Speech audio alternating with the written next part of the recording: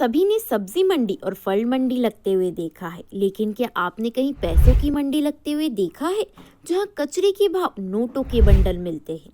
जी हाँ दोस्तों, एक ऐसा देश है जहां पैसों का बाजार लगता है। आपको ये जानकर हैरानी होगी, लेकिन दुनिया के इस देश में फलों और सब्जियों की तरह नोटों का मार्केट लगता है और पैसे किलो के भाव बिकते हैं। वीडियो में आगे बढ़ने से पहले अगर चैनल पर पहली बार आए हैं तो हमारे चैनल दैनिक राजीव टाइम्स को सब्सक्राइब कर लें। पैसा जीवन में कितना महत्वपूर्ण है ये बताने की जरूरत नहीं है, लेकिन अफ्रीका के देश सोमालीलैंड की सड़कों पर आपको नोटों के बंडल रद्दी की शक्ल में मिल जाएंगे। पूरी दुनिया में पैसों की हिफाजत के लिए ढेरों इंतजाम किए जाते हैं। एटीएम से लेकर बैंकों तक पैसे की सुरक्षा की जाती है, मगर अफ्रीका के देश सोमालीलैंड की कहानी कुछ अलग ही है। यहाँ नोटों के मोटे मोटे बंडल खुले में बिना किसी हिफाजत के पड़े रहते हैं। सोमालीलैंड एक स्वघोषित देश है जिसे अंतर्राष्ट्रीय स्तर पर दूसरे अफ्रीका देश सोमालिया का ही हिस्सा माना जाता है। ये अफ्रीकी महाद्वीप के पूर्व में स्थित है।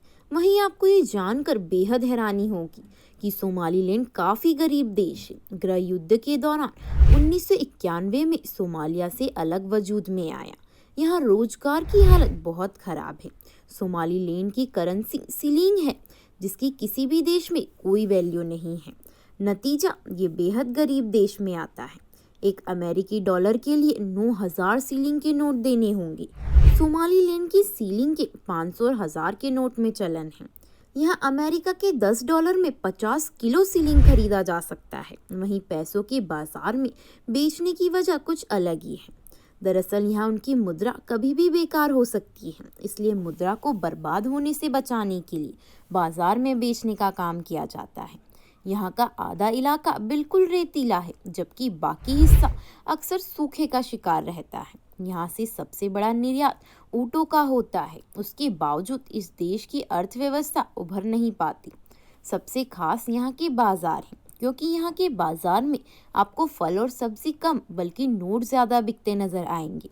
दरअसल यहाँ आपको एक सिगरेट भी लेनी होगी तो 500 या 1000 का नोट चाहिए होगा। थैला भर सब्जी खरीदने के लिए झोला भरकर नोट ले जाने होंगे।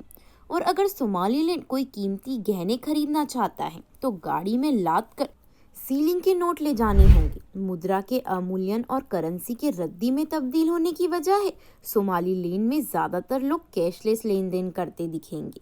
आपको सिगरेट लेनी हो या शराब, आप हर चीज का पेमेंट मोबाइल से कर सकते हैं। सोमालीलैंड में आपको भिखारी भी मोबाइल से लेन देन करते दिखेंगे। वजह यह है कि छोटी मोटी खरीदारी के लिए भी आपको झोला भरकर नोट चाहिए। ये यहाँ के लोगों के लिए सबसे बड़ी मुसीबत बन गई है, क्योंकि यहाँ नोटों को आसानी से ले जाना मुमकिन नहीं है। एक अच्छी बात यह है कि यहाँ कैशलेस पेमेंट हो जाती है। यही कारण है कि आज सोमालीलैंड में अधिकतर कारोबार कैशलेस हो गए हैं।